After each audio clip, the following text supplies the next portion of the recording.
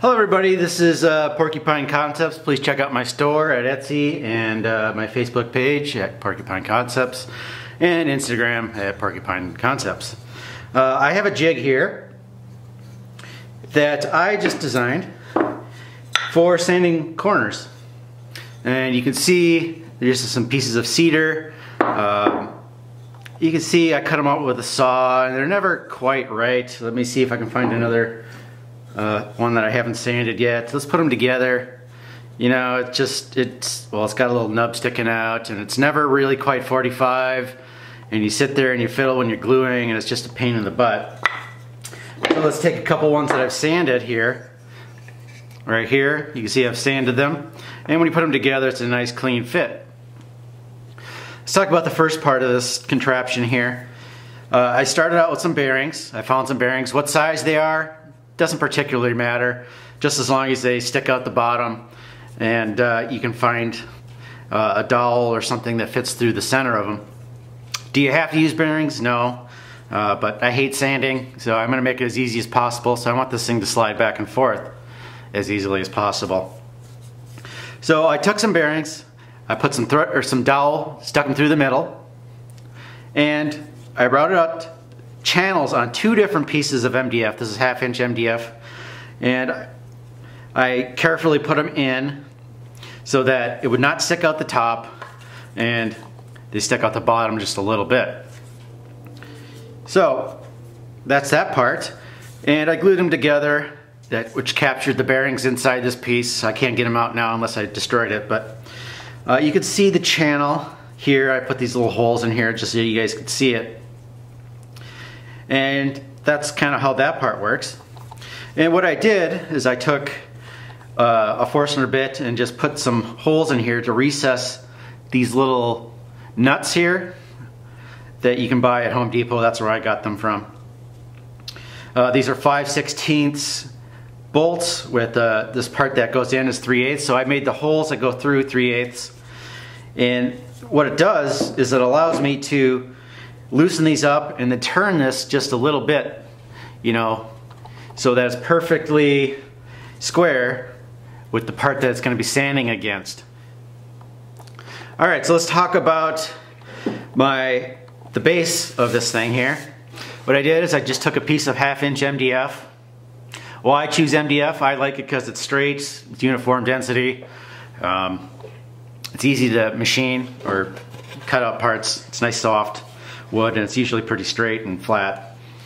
And on the back side you can tell that I used, come on focus, some of these things that you saw on my slidey bed.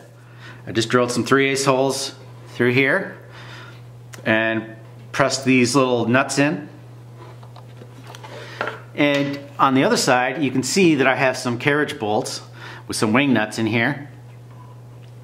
And what this does, by turning these in and out, I can loosen this up and I can turn it in and out, is it adjusts the height, come on, helps me adjust the height of the sanding bed here. I took a piano hinge, and that's what this is attached to. You could probably find some other way of attaching this piece to the lower piece if you wanted, but piano hinge worked well, $5. And what I did on this piece of 1/2 inch MDF is I just routed out some channels for these pieces, these upright pieces to go into. And you want to route out the channels to be exactly the same width between them as your slidey bed.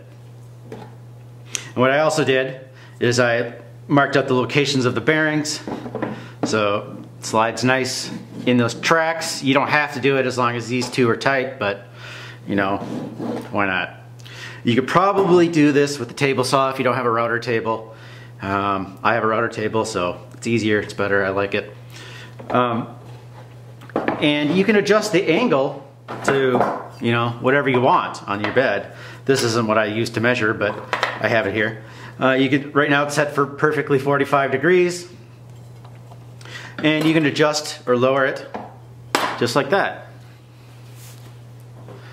Alright, let's talk about an invention that I really, really love. That is carpet tape. You can see a little bit of carpet tape right here. And that's what I use to affix my sandpaper to this bed here. I love it. It's a great product. It's thin. You can get it off. It really holds two pieces of wood together well. If you want to do the same thing, you run it through the bandsaw like that. You can do a lot of things with it. I love it. So let's talk about how this thing works. What I did prior to this video is I made sure that this is perfectly 90 degrees to here.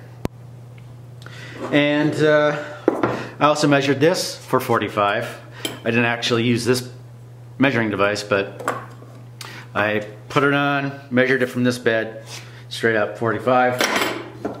And let's take a piece of this wood here that I have not yet sanded, and I'm going to put it on here and just push it back and forth. I have it clamped to my workbench here. Hopefully the video doesn't get too shaky. You can kind of see how it works. You know, it definitely takes more time than cutting, but it's a lot more precise, for me at least, than cutting. So put it together, you got a nice joint, and if you want to make sure that they're perfectly the same height, the two pieces, obviously two sides of a box got to at least be the same size. So I want to make sure you can see, I don't know if you can see in the video, but this piece on the back is a little bit longer, so I'm going to put it on here, bring it back and forth, compare it again, boom. You got your 45, you got the same length. It really makes your life a lot easier when you go to clamp the stuff together. And if anybody out there has ever tried to glue a crappy 45 joint, it sucks. Alright, so another trick I have, air compressor. When this gets loaded down too much with sandpaper or with sawdust, blow it off, pull the whole thing off. Good. Okay, that concludes my video here, and I hope you guys follow me at Porcupine Concepts on Facebook or Instagram, or buy my stuff on Etsy if you want to buy anything of mine, or you just want to check me out. I'd be happy to sell you some stuff. And I hope you like my video. I don't actually draw plans because everybody else's is a little bit different. You're going to use different parts and bearings, and what you need it for is going to be a little bit different than what I might use it for. So you can alter it, you know, do whatever you want. All right, Porcupine Concepts, out of here. Thanks.